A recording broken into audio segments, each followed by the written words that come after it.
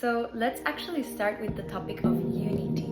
So the way in which I have understand unity and felt it in my life, it actually started a long time ago. You see, when I was a kid, even, I remember feeling a certain connection with elements like air. There was a part of me that was actually conscious about the fact that I was able to connect with this element and actually move it. I just remember moving this force and being like, oh wow, I can move air. And then as I began to grow up, I started to doubt these connections and I started to separate myself from them.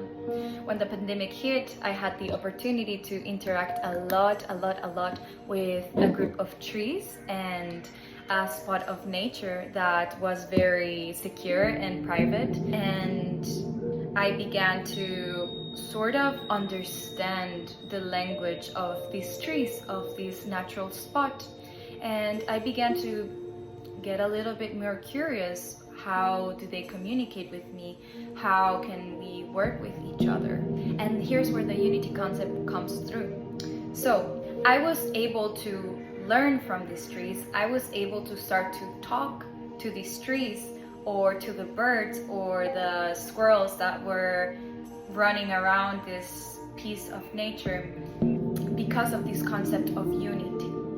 Now, what does unity represent in my life, and how does unity help me to tap into the frequency of this life?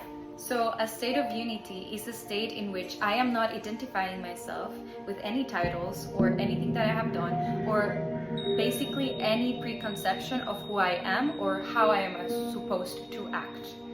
When I am acting from this space, I am creating more space within myself to be able to now connect with the world from a different place. Some people see this concept as being present. Being truly present is opening myself up to that moment. But if I'm present and I am identifying myself with something from the past, or an identification that is no longer in my body, then I am not opening myself fully to the present moment. The thing is that even in the moments where we're not being observed or we are not interacting with other people, we tend to be in the same character, and actually we build this character from inside out. This character is built only in our heads, and most of the time it is a character that limits us and that limits our expression in the present moment. So let's think about it this way. You know, every second of this existence is so radically different, right? There is no way that we have, that we tap into the same frequency or moment. It doesn't matter if we are speaking and I am in the same spot with the same clothes tomorrow, the frequency will be radically different. So understanding life from that point, I can understand that there is a brand new possibility each and every second of my existence. And tapping into that possibility, one is able to also connect to the information that is being provided by the external world.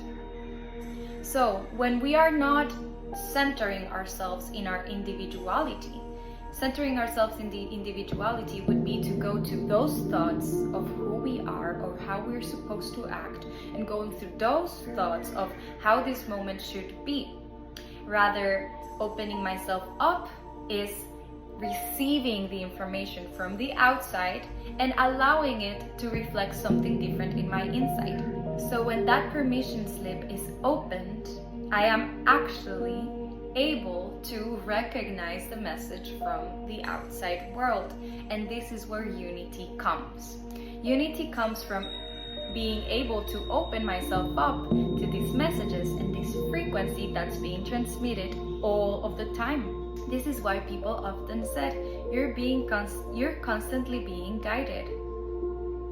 And that is because we all interpret this world through different symbols. You see, the unconscious mind works with symbols.